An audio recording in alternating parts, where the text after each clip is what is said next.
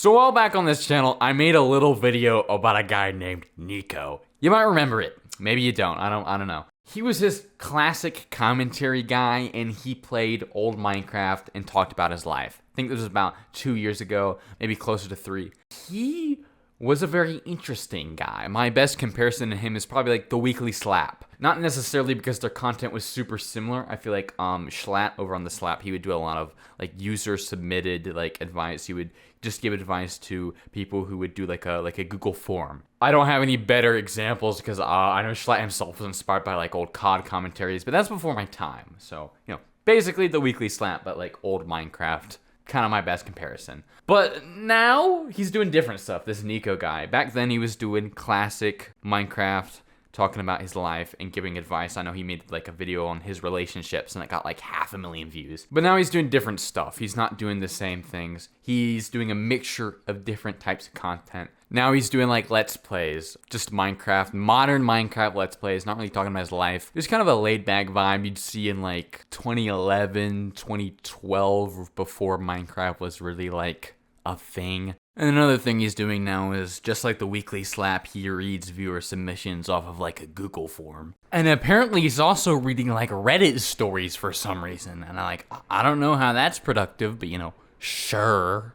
He still does some of the same, classic life videos, but it's not really what I watched him for. He just kind of went all in on the I am a guy who plays Minecraft and talks, and that's kind of all he does. And I got kind of tired of it after a while, and I don't really watch him anymore, but I will say back when he started, I quite liked his videos. About 2, maybe 3, no, closer to 2 years ago. Because when he first was making his OG, life advice videos in Minecraft, he blew up really, really big. And like with anything popular, people just jumped on the guy and started copying the hell out of his content. I found it really funny that the point of the content was to give some, genuine, authentic stories and advice from his life. But the majority of the people who were making similar videos taking after him were like younger than even I was at the time. And it's like, what life advice do you really have to give? 8th grade lunch ruined my life. So I made this whole ass video about that. It was this short, unscripted video. I was just reading off a list of bullet points, kind of like I am right now. And despite the fact that it was just a very loose video, I really over-edited the hell out of that video. And it was not good. Like, it was just a normal commentary video, but for some reason I put like 2 to 3 bits where you would have to pause the video to even understand what the joke was. It's 4 minutes long, it doesn't need all of that. Anyway, the whole video was supposed to be about how like authenticity was dying on YouTube.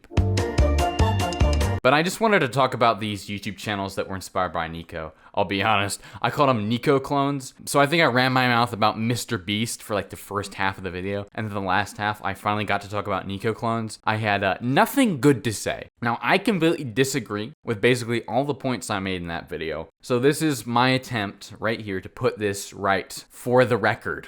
What I actually think about all of this, even though I'm like 2 years late. My thesis for that video is that Nico clones were bad. They were trying to make this very authentic, simple type of content, but they only did it because it was trendy. And I had this whole list of channels I found doing the same Nico content, and most of them, at this point, they haven't uploaded in 2 years, or they've removed all the videos off their channel, or the link is just dead. Like they renamed the channel or deleted it or something. So I wasn't wrong. For most people, this was a trend. A lot of these guys they're not around anymore. But that being said, there were some who actually put in effort and kept going, who are actually pretty good at it. The channel Solace comes to mind. He's actually kept going for 2 years straight with the same type of content, and he's honestly done really well with it. And, sure, the content was inspired by the Nico guy. But the thing is, with these videos where you talk about your life, everyone is different. My life is completely different than yours. We're not the same person. Everyone has something to bring to the table, as long as you make a genuine effort to try. But a lot of people didn't make a genuine effort to try. But the thing about those people is they were like kids, or they were otherwise just starting out on YouTube. I was kind of making a jackass out of myself because I didn't want to accept one of the basic realities of YouTube. One of the basic realities of creating art itself.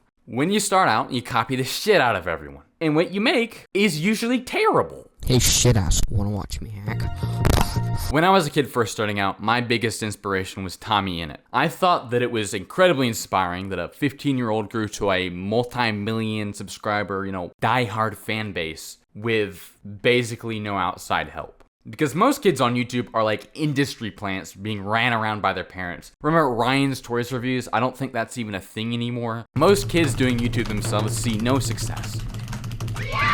Or they're managed by their parents. But this Tommy guy, he did it himself. When he was making that stuff, I must have been like 12. You know, he's older than me. I'm 18, he's in his 20s. When I was 12, I copied the shit out of him. I thought I could see the same heights if I just made the same type of content. Let's say that didn't work.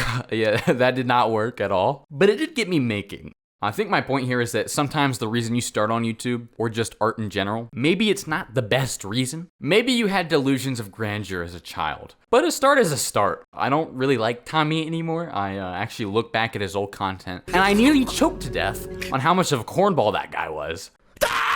But he was one of the people who got me making, and I'm here because of that. Maybe most of these Nico clones were bullshit, but it got the people behind it making stuff. Authenticity on YouTube isn't dead. Even with the Nico example, I think the people who went far with it, like Solace, they spun it into their own thing. They're making completely different types of content at this point. They're their own creators. But the people who just outright lifted from Nico, some of them probably went even farther. Sure, they just like copied the videos, but it's been a couple years now, and I'm sure some of them went on to make some pretty cool stuff if that was their start.